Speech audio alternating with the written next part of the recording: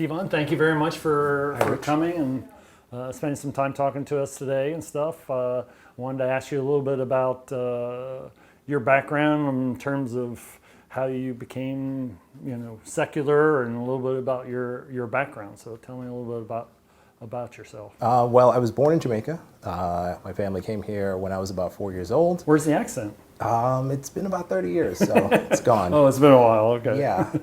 We moved to New York. We moved to Brooklyn when I was about 4. Then we moved out to Queens when I was about 10. And my parents they got more religious as they got older. They used to send us to church when I was very little, and then they stopped. And then when I got to high school, we started all going together. They were sort of non-denominational Christians. They weren't really pushing for either like any specific denomination, but they got more and more Christian as they got older. Mm-hmm. So I would say I never really believed, it never made sense to me. Like religion just never, like the two biggest stories that just didn't work for me were the Garden of Eden story and Noah's flood. They just never made sense to me. The ark was never big enough, right? Yeah, it didn't make sense. And where did the other people in the garden come from? And how can you judge people who don't understand? It just never made sense to me. So would you describe yourself as an atheist? I would describe myself as an agnostic atheist, yes. Agnostic atheist. Yes, I don't know, therefore I don't believe. So would you describe yourself as a humanist? Definitely, absolutely. I think if you don't have, well, not necessarily, but I personally feel like I don't have religion. I don't have a religious moral structure, so there has to be some way of how do I live my life? How do I treat people? I need to figure out how to live, how to get along with people. So I would definitely say I'm a humanist, yeah. So how would you describe yourself also as a secularist?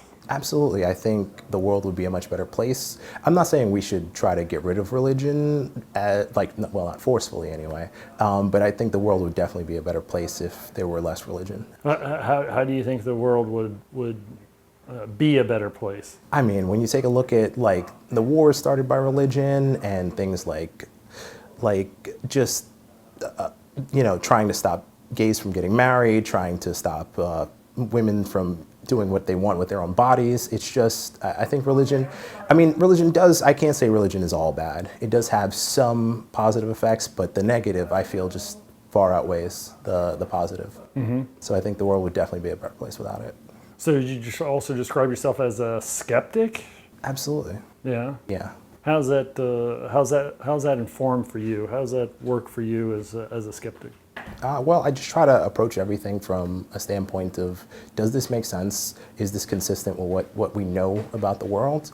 And that's how I proceed. Obviously, I don't know everything. I don't pretend to know everything, but I like to use logic and reason to get through a day. I can't, if it can't be proven, it doesn't necessarily have to be proven. But if there's no way to prove it, or rather to disprove it, then how can I believe in something like that? For African Americans, for people who are black, the religion is a strong identity for them and stuff.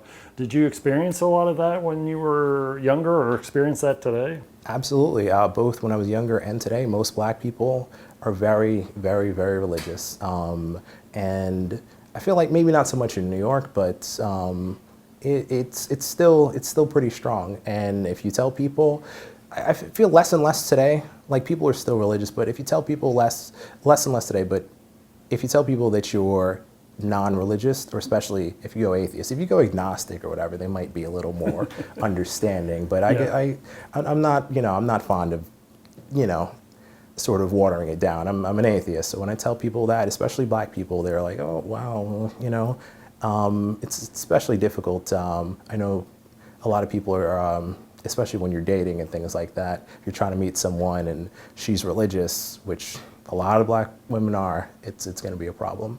So how did you get involved with New York Black Non-Believers? How did that happen for you? Very much by accident. I was at a party, it was held by a member of your group, actually, Gotham Atheist, Rel.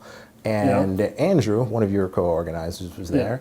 And I had joined when I was in DC. I lived in DC for about 5 years. When I was there, I participated in a lot of black atheist groups and regular non-black atheist groups, just anything. And when I got back here in 2016, I was looking for something to do, so I joined Back Non-Believers. But I was here and I was not seeing any meetups being posted. So when I was at that party, I talked to Andrew because I knew he was friends with Mandisa, that he knew her. So I asked him about it, and I must have mentioned something about being an organizer, and I didn't really put too much into it because I didn't think I didn't know Mandisa, she didn't know me. But Andrew took it upon himself. He put in the work and he talked to Mandisa. We had a conference call, and one thing led to another. So tell me a little bit about Mandisa. What is her background? What is she?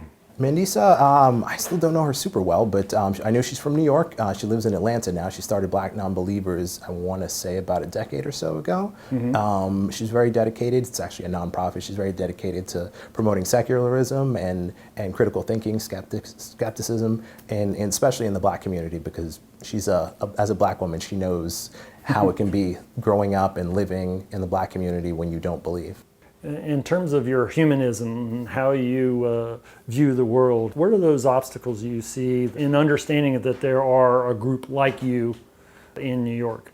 I think it's sometimes, thankfully, in some ways, it's just not that big of a deal. New York is a huge city. It's a blue state for the most part. I mean, there's a lot of money here, but it's still very lefty, progressive for the most part. Yeah. So one of the challenges is that a lot of people, even if you are secular, even if you are a secular black person, it's not as big as it would be in a place like, I don't know, Iowa or somewhere like that. It's not. So it can be challenging specifically in New York.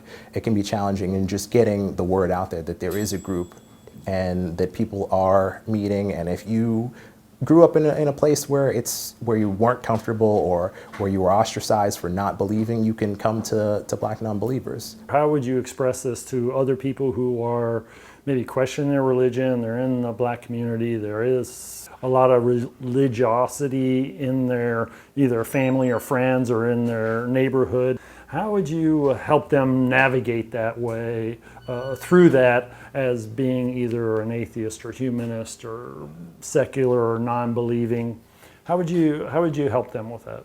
I would say if you're questioning, it's perfectly fine to question. Black Non-Believers is here. A lot of the people who have come to the group, as a matter of fact, are not strictly. We've had a couple of students, as a matter of fact, come to the group because they wanted to interview people and find out more because they were writing about atheism and they're questioning.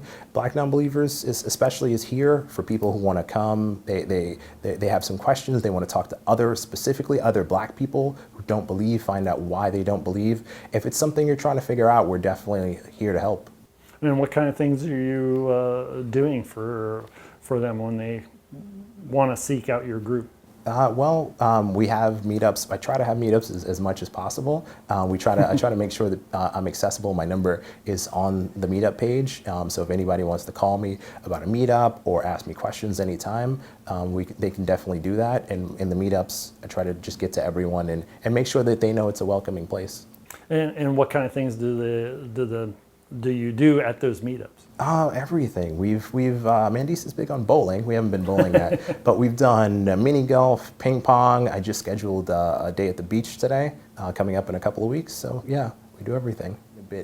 We try to do it every 2 weeks, but there's no one thing we do consistently. I'm trying to do that more. I'm actually looking for a co-organizer. So if you know anyone. I had a number of people over the years that have come to me and said that, I can't imagine getting out of my family situation even though I don't believe and stuff. So how do you speak to somebody like that who's really having a hard time getting out of that?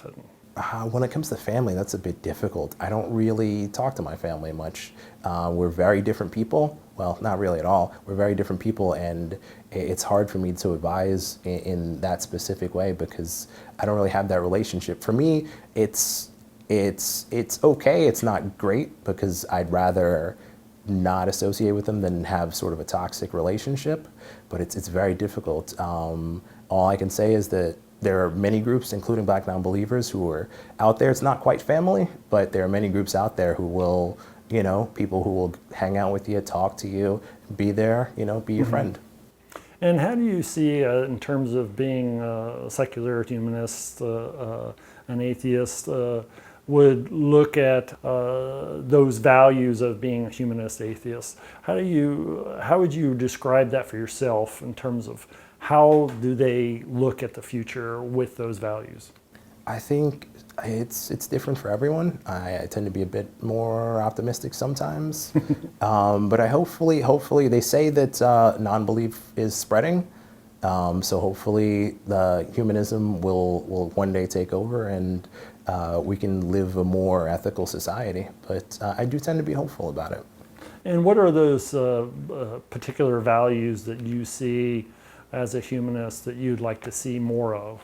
I think just treating people better. I've heard a lot lately, especially watching shows like The Atheist Experience, a lot more about where you don't know who you'll be. You'll design a society or you don't know who you'll be. And it's like, the analogy is you have two kids and you have a cake, you let one cut and then you let the other one choose. So it creates a fair society. It's basically imagining like what your actions will do, trying to create the most fair, equitable society possible.